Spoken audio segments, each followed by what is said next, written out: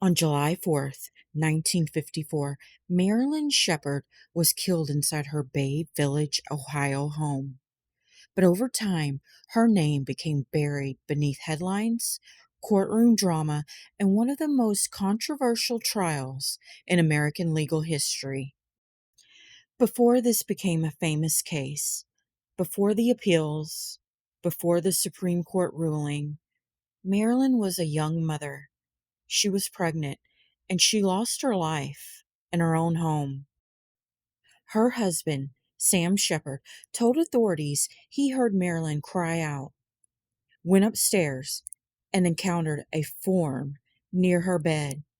He said he was knocked unconscious, later chased someone toward the lake, and lost consciousness again. Court records and historical summaries show that suspicion quickly centered on Sam. He maintained his innocence, but the local press pushed hard for answers, and soon for an arrest.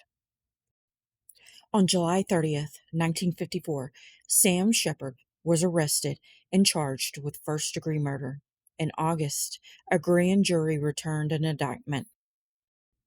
The case was being tried in court, but also in newspapers, in public opinion, and in a media storm that followed every turn.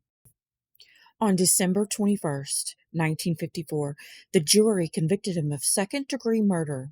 He was sentenced to life in prison. Years later, the case reached the U.S. Supreme Court.